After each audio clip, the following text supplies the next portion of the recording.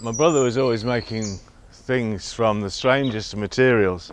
I mean, things that other people thought of as rubbish to be disposed of. He once made a long two-edged knife from the tip of a Roman sword. He spent hours carving a handle for it from a thigh bone of a sheep. And then he sold it to a zealot. We thought about that knife now and then. It made us laugh to think of a Roman sword being used to be slit between the ribs of a Roman soldier in a crowded marketplace. It was being in an occupied country that made us so callous. It was certainly being poor that made you turn a blind eye to anything but profit. Anyway, one day Ahaz came back from the temple with a ragged piece of calf skin. The bulk of the whole hide would have been used for a scroll for the calligraphers in the temple. But this ragged edge bit was too blemished for the scriptures. It would have been thrown away or burnt. So he brought it from the tannery and he fashioned it into a whip. He made a good whip, did Ahaz. You would have thought it was fairly easy, wouldn't you? Well, it isn't. You have to balance a whip to make sure it does its job. And of course each job demands a different kind of whip. The sort of whip a cattle herd or a goat herd would use is more like a thick, springy stick than a whip. It has to be made of a hard, coarse leather, and that needs to be bound and plaited tight. You couldn't use that on a slave. You might as well just hit him with the branch of a tree. The whip you see coiled in a charioteer's hand has to be made of one long, thin strip. It has to be long so that it can reach across the horses in the train. It has to be thin so that it can give the horse a good sting like a horsefly. And of course it has to be supple so it has the momentum to spring back into the charioteer's hand. And then Sorry, am I boring you? Anyway, the leather Ahaz had that day it wasn't thick enough for a goat herd, and it was too thick for a charioteer. And besides, it wasn't long enough. It was only really any good for short strips. And so Ahaz made what the Romans called a flagellum. Now, if anything other than a human being could be said to radiate evil, then it would be said of a flagellum. It was a short, stumpy whip with several ugly, short straps radiating out from a thick, braided handle. And it only had one purpose: to cause as much pain and misery as possible with the smallest amount of effort. An experienced hand with the flagellum could make it look like he was laying a robe on a prisoner's body, rather than what he was really doing, which of course was flaying the poor bloke alive, making his whole body feel as though it was on fire. How he achieved that was simple, like the best or the worst ideas.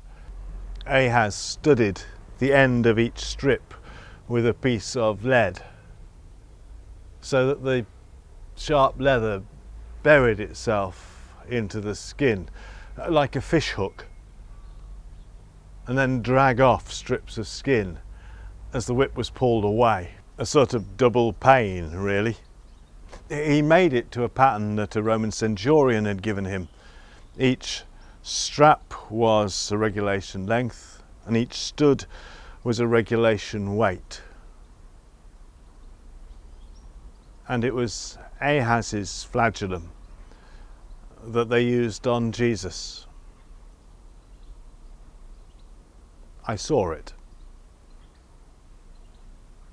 I was in the courtyard of the Antonio when they brought him in, sitting in the shade beneath the wall, waiting for Ahaz to conclude a little unofficial business with the garrison cook.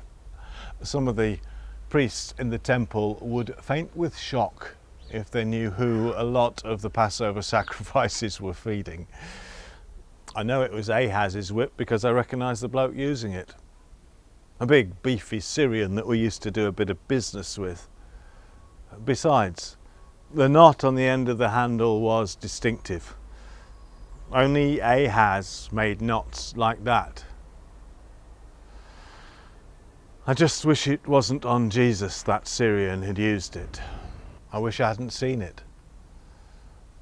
I wish Ahaz hadn't made the whip. It felt like a real betrayal.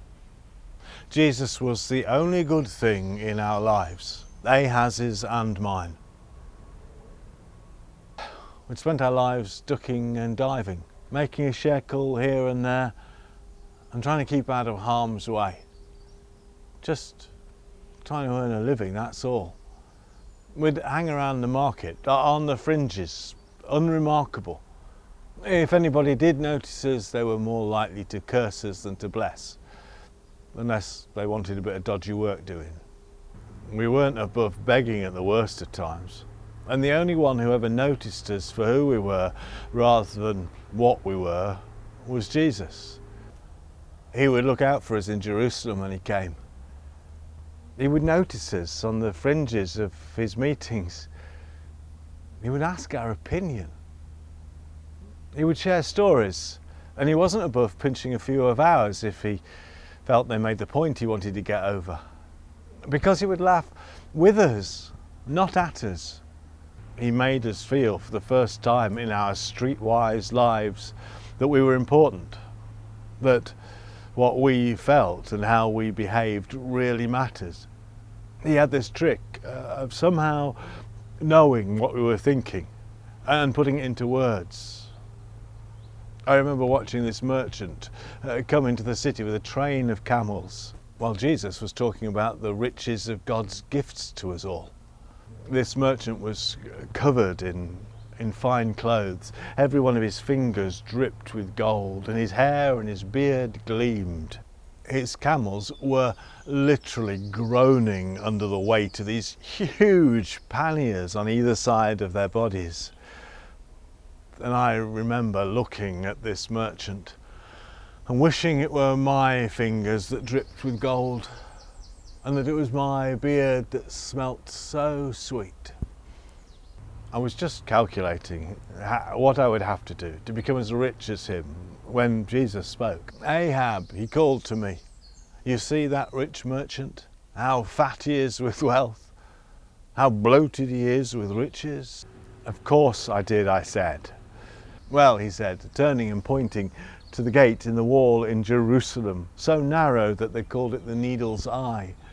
"Those fat groaning camels with their fat groaning packs will get through the eye of a needle easier than the rich will get through the gate of heaven." And he had everyone laughing, Ahaz and myself included, if only because it was clear from his red face and his spluttering that the merchant had heard Jesus as clearly as I had. I must have seen hundreds of merchants go through the city gates over the years, but it had never occurred to me to look for signs of God's kingdom in such an ordinary event. But that was Jesus for you, an ordinary seeming bloke until you listened to him, who took the ordinary things of life and made them extraordinary, until the ordinary, mundane and mediocre people who refused to listen to him took the ordinary tools of life and put him to death. I wish Ahaz hadn't made that whip.